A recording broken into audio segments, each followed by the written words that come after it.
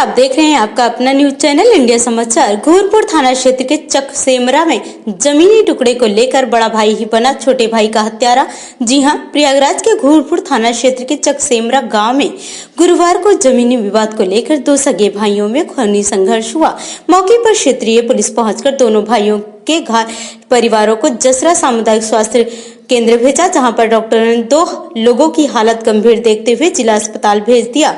मिली जानकारी के अनुसार घोरपुर थाना क्षेत्र के ग्राम सभा देवरिया का मजरा चकसेमरा के बड़े भाई भोलानाथ तथा छोटे भाई गौरी शंकर पुत्र गढ़ स्वर्गीय राम सजीवन, जिनका जमीनी विवाद को लेकर कई वर्षों से आपस में तनाव बना हुआ था और जिसके कारण गुरुवार को शाम 5 बजे के लगभग घर से रोड पर गौरी शंकर जा रहे थे, तभी पहले से घात लगाए बैठे बड़े भाई भोलानाथ पुत्र राम सजीवन, भाभी पार्वती देवी और भोलानाथ और पुत्रगण विकास और विवेक, रेणु, सुजाता और पति लोग और उनके हुई रास्ते में रोककर एक साथ प्रहार किया गया, जिससे गौरी शंकर को बचाने आते थे सभी को मारा पीटा गया।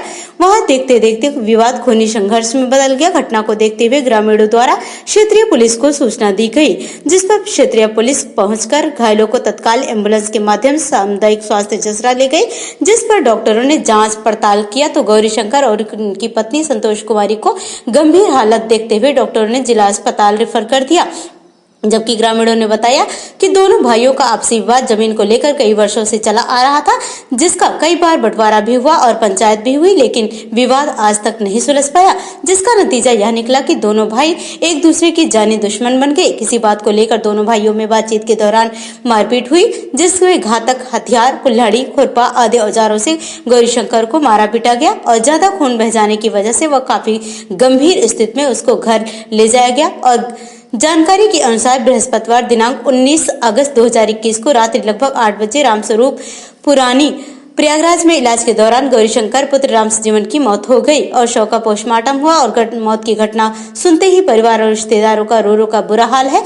कातिलों को जल्द ही गिरफ्तारी करने की मांग की गई है। वहीं पीड़ित के द्वारा दिया गया प्रार्थना पत्र के आधार पर भोलानाथ पुत्र राम सजीवन को हिरासत में ले लिया गया है और मौके पर लोग फरार हो गए हैं। पुलिस जांच में जुटी हुई है। ये थी हमारे संवाददाता इंडिया समाचार के लिए प्रयागराज मंडल से ब्यूरो चीफ शिव कैलाश भारती की खास रिपोर्ट।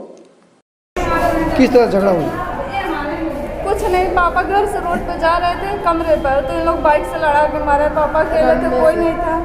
और फिर जब मम्मी देखी मम्मी गई तो उसके बाद मम्मी को मारे, रम्मा टंगारी साबर से मारे और पापा को भी टंगारी से मारे। लोग जब बाद में गए तो हम लोग साबर और लाठी से मारे और टंगारी और खुरपी से मारे। हाथ में भी चोट लगी है, सब जगह लगी है। इसके भी हाथ में लगी है, भैया को भी लगी है और ये वाला भाई तो उठ नहीं पा रहा है। कितने समय घटना है? अभी कई बजे है? 5 बजे की। कौन कौन लोग मारे हैं? भोलानाथ, पार्वती, रेणु, सुजाता, विवेक, विकास और उसके रिश्तेदार जो रहते हैं यहाँ पे। कुछ पहले से कुछ रंजिश थी या किस तरह से? नहीं, आज तो कुछ नहीं, आज तो कुछ गलती नहीं थी। इन लोग तो पहले से बस यही कहते हैं कि लोग बंटवारा नहीं कर रहे हैं, हिस्सा नहीं दे रहे हैं और क्या बताएंगे कि हिस्सा इधर दे लेंगे, तो इस तरफ बोलेंगे, दूसरी बार कहेंगे इस तरफ लेंगे। जो लोग मारे हैं वो आपके कौन हैं? जो लोग मारे हैं बड़ी मम्मी, बड़े पापा और दीदी और भैया है। तो आपके पापा मम्मी की क्या स्थिति है? बहुत ज़्यादा सीरियस हो गए, बहुत ज़्यादा बचना मुश्किल है मम्मी और पापा का, बहुत ज़्यादा सीरियस हो गए।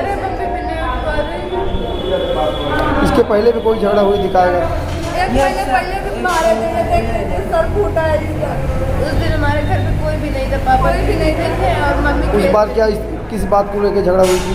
उस बार भी कुछ नहीं हुआ था, बस हम दोनों पहले घर पे थे। मैं घर से बाहर निकली तो इनका बेटा और ये पार्वती और भोलानाथ ये तीनों मिल के मारे थे हमें अकेले, जब दीदी घर से बाहर। कौन सी गांव की घटना है ये?